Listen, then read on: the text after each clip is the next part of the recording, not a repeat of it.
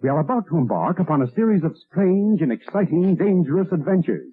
Adventures that will lead us to all parts of the world. Hello and welcome to another Bad Comic Review. This time we're looking at Lazarus Planet, Revenge of the Gods, Issue 2. This is a mini-series from DC Comics in 2023. The main story is written by Willow Wilson, art by Cian Tormey Emanuela Lupacchino, colors by Jordie Bellaire, letters by Pat Brosseau, cover by Guillem March, edited by Brittany Holzer, assistant editor Rebecca Bonnahan, group editor Paul Kaminsky. And the backup story, called The Plague, is written by Becky Cloonan Michael Conrad, with pencils by Alitha Martinez, inks by Mark Morales John Livesay, colors by Alex Guimaraes, letters by Becca Carey, assistant editor Rebecca Bonnahan, Brittany Holzer, editor Paul Kaminsky, group editor. This cover's garbage. What is going on with Captain Marvel there? Why does he have such a tiny waist and such a very thick neck? The proportions are all out of whack. That is hideous looking. He looks like a monster. I don't know what they were going for, but that's terrible. And Yara, I don't care about this character at all. I think the proportions look okay, except her waist looks really disproportionately skinny, and her hands look tiny. So I hate this cover. This is garbage. But we learn a little bit about what's going on with Billy Batson. He's trying to stop some giants on top of his school. Mary shows up, and he just runs away for some reason. He's got other stuff to do, I guess. And he has to go to Washington D.C. because a ghost told him to. Seriously, it appears to be Hippolyta, but it's a little unclear because it's so poorly drawn. So he goes to Washington D.C. where he meets a mysterious stranger on a bus. Meanwhile, Yara is out there chopping the head off of Hydra, and somebody says, I thought if you cut the head off of Hydra, 2 more grow in its place. And she says, 5-second rule. So I guess she's gonna eat it? Because the 5-second rule is if it's on the ground, you can pick it up and eat it. That doesn't apply here at all. Because they don't show her eating the heads or cauterizing the Hydra, so I don't know what rules of Hydra she's working with. I guess you can eat it if it's been on the ground for less than 5 seconds. So eventually the two meet up and decide to just storm into Olympus and try and beat everybody up for some reason, because plans, who needs those? That doesn't work. The wizard Shazam is up there, and he apparently has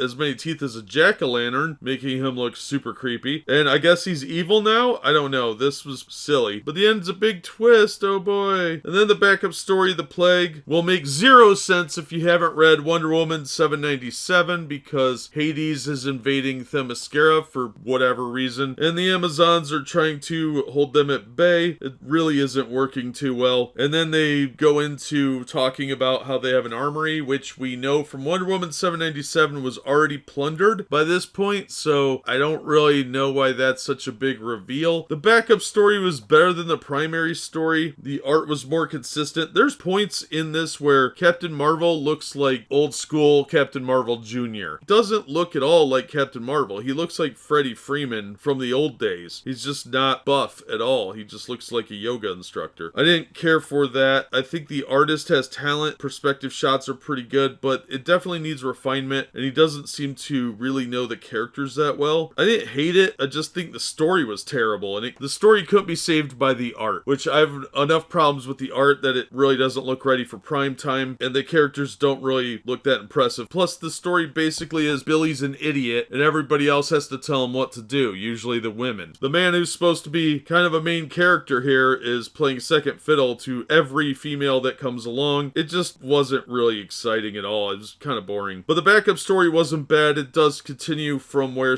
Wonder Woman 797 was, and that was moderately interesting. Is this worth $5 cover price? Oh god, no. Absolutely not. At best, this is dollar bin material. You absolutely need to read the Wonder Woman books to make sense of this, and 797 is critical to the backup story in this one, which is the good story, and it continues in 798 after this issue, so you're going to need to track those two down as well as this miniseries, plus the We Were Gods one-shot before this, for this to make any sense. So this isn't really a limited series. This is a disjointed storyline, a bad crossover. So we'll look at Wonder Woman 798 next, but I am really losing interest in this. This is very poorly written. It's sad when the backup story is better than the primary. There's a decent idea here, it's just very poorly executed. And I had a few problems with the art, which overall wasn't that bad, but it's dragged down by the bad storyline and the awful dialogue. So don't pay more than $1 or $2 for this, it is just not that good. That's gonna do it for this one. Thank you so much for listening and supporting the channel. If you enjoyed the video, please hit the like button and don't forget to subscribe so you don't miss future reviews. If you'd like to help the channel out in other ways, links are in the description to various support methods. And as always, we hope to see you on the next one.